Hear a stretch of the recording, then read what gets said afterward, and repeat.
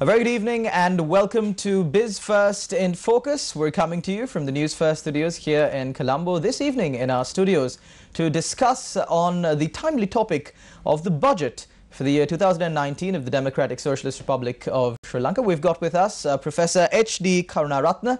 He's of course from the Department of Business Economics from the Faculty of Management and Finance. A very good evening, Professor, and welcome to the show. Very good evening. Thank you very much for inviting me. Professor, now before the program began, we had a discussion and certain economists say that the budget that was presented for the year 2019 is slightly a positive one. Are you of the same opinion? No, as an economist, what I can say, this is not a positive one. This is actually a negative situation. You know, countries in a serious situation where we have more outside debts and we have a huge budget gap. So the issue is here that this budget is prepared only for 8 months, and with that one, the achievements and what they want to expect is totally different. The issue is that the welfare orientation of this budget.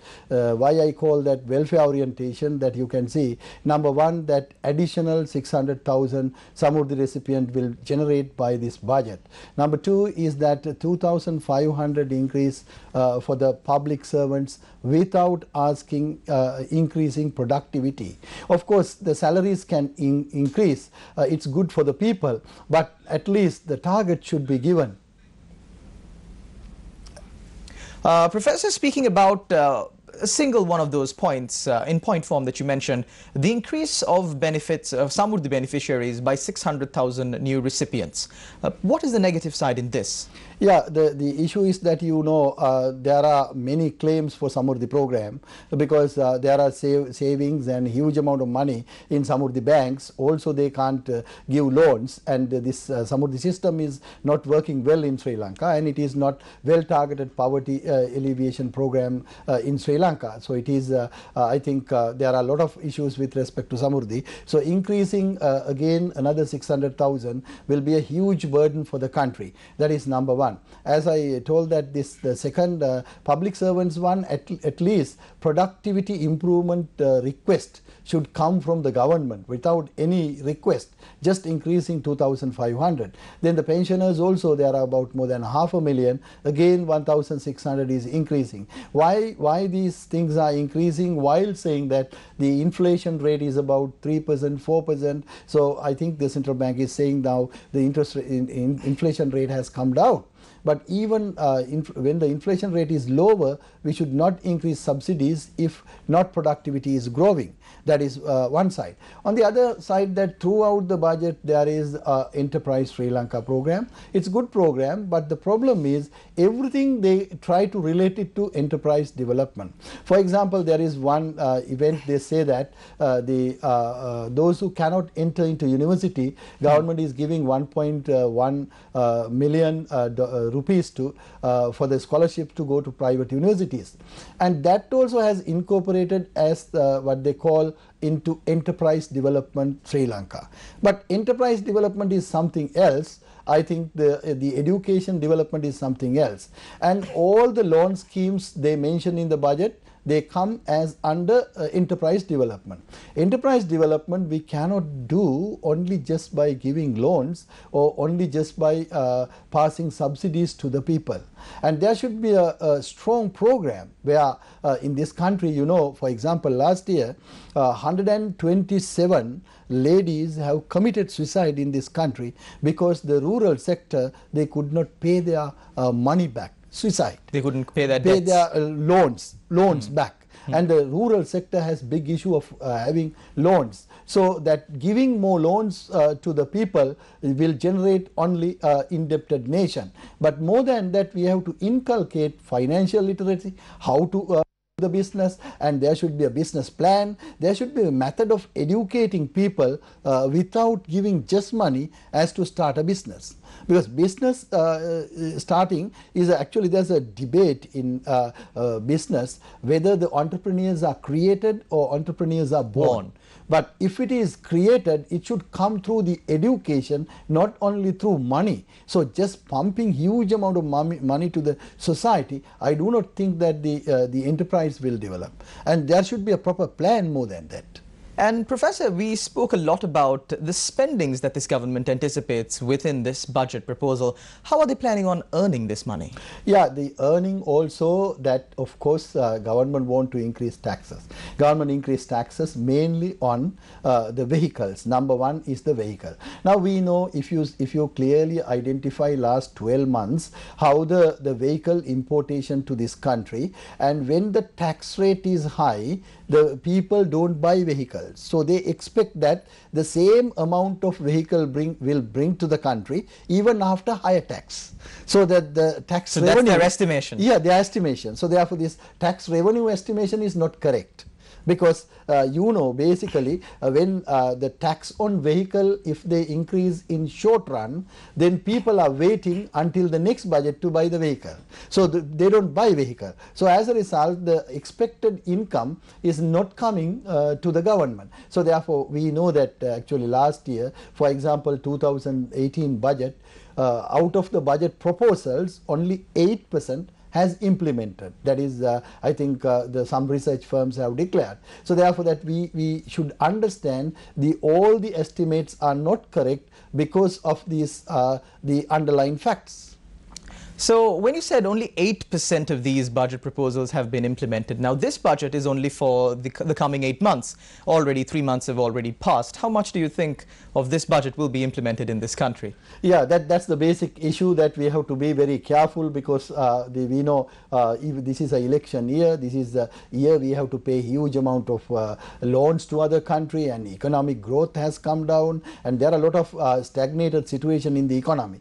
Under such situation, that all these the government expenses, I do not know whether within 8 months to what level they can do, because having the 12 months in last year, they could implement only 8% of the budget proposal. Having the 8 months, I do not know what percentage they will implement. There is another interesting proposal in this budget. The island-wide, those who become first in advanced level, the government 14 students, government going to give 500 million rupees to these people to go abroad. So this 500 is a huge amount. What I say that this is good, but the issue is that after completing their programs in Harvard or MIT or all these, they have to come here. So they have to work under Sri Lankan system. I don't know whether they can do a very big change within this period. The other thing that, when they want to enter into Harvard, that they cannot enter with only ESET score. They want to set their examinations, yes, qualifying examinations, and English language test, what we call particularly they have to pass the TOEFL or the required amount. That actually these days the island top is coming from the rural area. We don't know whether they have enough English knowledge, they have enough knowledge to set this SAT examination or ACT examination. So those are the requirements for entering to those universities. So I don't think that after, usually you see advanced level examination is happening in August, but their results is usually releasing in December or November. Then when they know that they are island first, they have to then learn these languages and this preparation. That will be in next February. I don't think that can implement within this year budget this proposal.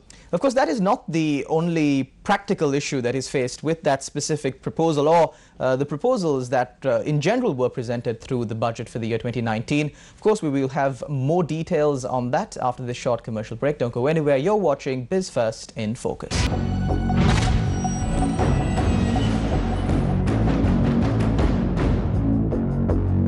Welcome back. You're watching Biz First in Focus. Professor, getting back to our discussion regarding the proposals in the budget and picking up from where we left off, this proposal to allow the first 14 students who become island first, or the first 14 in the island from the advanced level examination, to travel to top foreign universities like Harvard and so on and so forth. You pointed out some deficiencies in this whole system. This reminds me of an interview that I had with another eminent gentleman here. He said certain people in Sri Lanka are overqualified for jobs here. He said he knows of a rocket scientist who is here in Sri Lanka, who is looking for a simple job as a mechanical engineer because rocket science doesn't have a place in the Sri Lankan employment field. Yes, say for example, if one student get medical entrance into Harvard, but after following 5-year or 6-year medical program, he has to come to Sri Lanka and work for 10 years. Work 10 years in Colombo General Hospital. Because public place he has to serve, no. So, but whether the facilities can be applied, and the more than that is the important thing that allocating resources. You see, in University of Colombo, we built some buildings. 150 million we can accommodate 1,800 students, one building. So I think that using this money, another 3,000 university students can be increased in Sri Lanka. 3,000 additional university students can be incorporated into Sri Lankan universities. But you can't say, someone can say that they will be unemployed. But that is a separate issue. That's one side, the country's labor demand is not growing. The other side is that depends on the faculty as well. But there are a lot of things we have to consider. But you see that the other thing, that if you want to make some impact to the society, the most important level of training is not the undergraduate. Just getting undergraduate level from year 16 to 22 is not. We have to target the professionals where after undergraduate. So I think the Harvard has good professional development programs, from about short run professional development programs. Say for example, policymakers, real policymakers agency, we can select some important people and we can ask Harvard to train. Then this country will be better off, rather than the selecting undergraduate 14 students and sending them. Anyway, these the number one people, 14 people come into Sri Lankan universities, and our experience is they usually get first classes, and after masters they get the national scholarships and they go abroad. That's how I came, for example, right? we also came like that. So we can understand those who are doing well in advanced level, they do well also in the universities, and they go to foreign countries getting scholarships. That is, they after coming that they contribute to the country. But there are many students, 3,000, 4,000. We know that out of the entire number of students sitting in advanced level, only 25% going to universities, 30,000 going to universities. But there are many students, they want to go to university, they don't have chance. So I think this same amount, 3,000 students can be enter into national universities with the same money. So do you believe that this money that was allocated for specifically these first 14 students in the advanced level examination could have been better utilized if it was put into the university system to maybe make efficient the programs that are offered at Sri Lankan universities? That's what.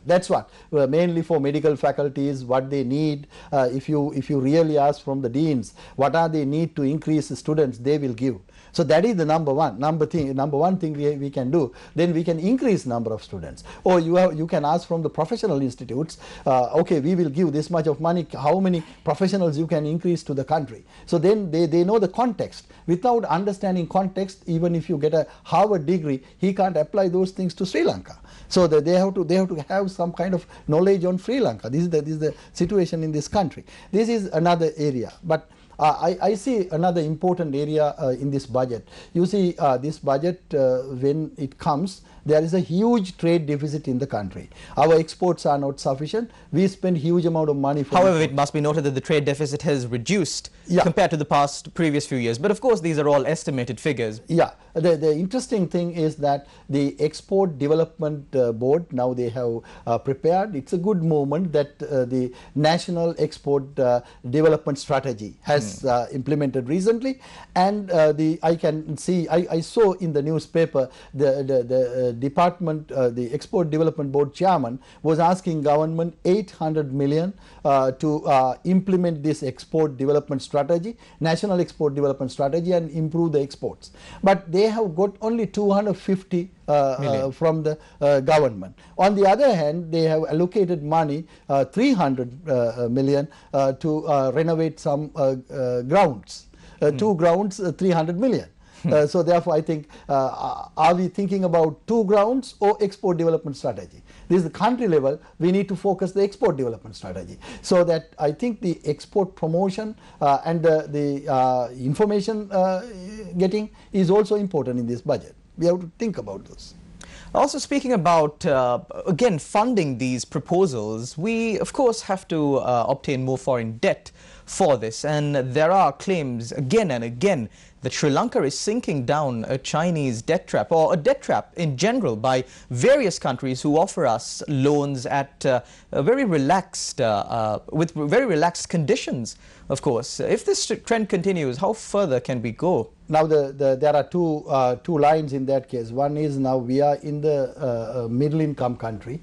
For the middle income country, no concessionary loans. Their loans are coming down. Concessionary loans are coming down. The second is important thing, that the economic situation in Sri Lanka is not good. So therefore, we know Moody's rate and other rating agencies are also rating it. And the international community knows that Sri Lanka has huge amount of loans to pay back. So there is a reluctance to give loans also. Interest rates are higher. Interest rates are higher. But on the other hand, there is one green light with the IMF, because IMF has agreed to provide, I think, $1.5 billion already provided, and then again IMF will provide the loans. But the important thing, that the IMF guidelines, by 2020 it should be 3.5% of GDP budget deficit, budget gap. But we asked them to postpone it to 2021. I don't know whether they will agree. I don't think that they will agree. So this loan issue is serious. So therefore, we need to target the income where we can increase soon. For example, this exporting, the promotion of exports is essential. So how do we promote exports? Because if we postpone the export promotion, we have to go for more loans and more loans. Then if we give more loans like these things we are taking, and we give that to Samurdhi, or we give that to public sector employees, so then where we are heading is a serious problem in the country. So it seems as if we are continuously traveling along this path where there is no return, the path that would eventually lead to the downfall and the crumbling of the Sri Lankan economy. Of course, we are discussing about the budget for the year 2019 that was presented in Parliament. Second reading was passed very recently. We will be back after this short commercial break. Don't go anywhere. You're watching BizFirst in Focus.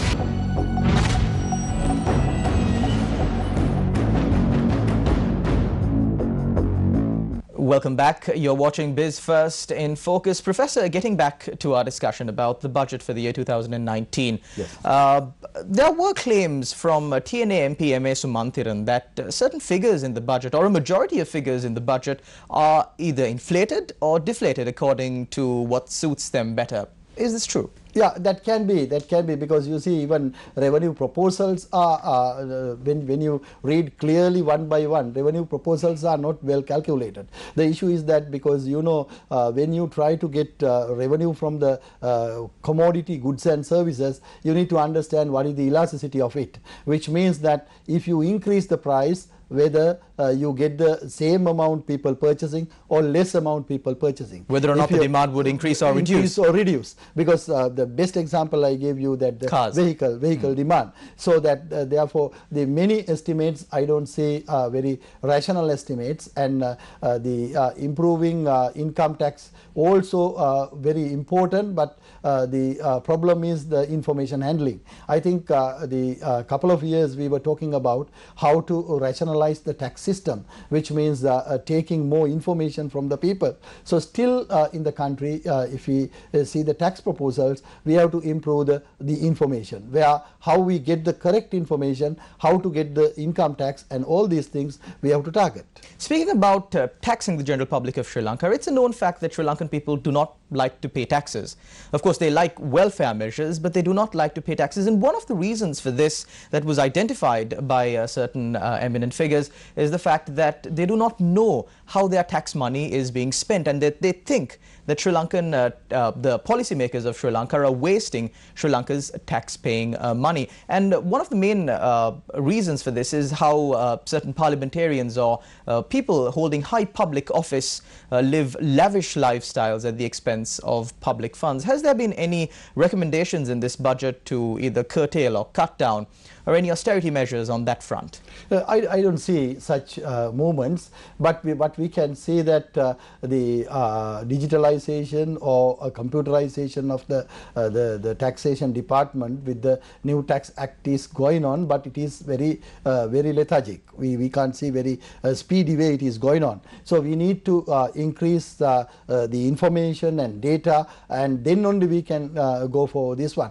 And the other thing, that the people pay taxes for each and every good they consume. Now the last 4 years, if you see, about 60% of tax growth has come from the goods and services. So this is a situation where in developing country prices are going up, so people can't live. So that's why people come into roads and asking higher salaries. But when you increase salaries for only public sector, there is an issue, because only 1.4 million in the public sector, but there are 3.1 million as private sector people, and there are about again 3.4 million about the what we call on account workers. So therefore all these people, they have to sacrifice to increase the salaries only for public sector. So, and to increase taxes for these. So this is a very interesting thing you have to understand. All the time we have been practicing this traditional budgetary pattern.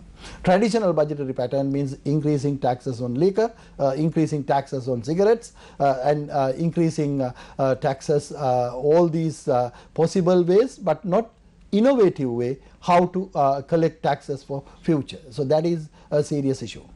So there was a proposal to introduce a tax ombudsman in Parliament. Do you think this is a step in the right direction?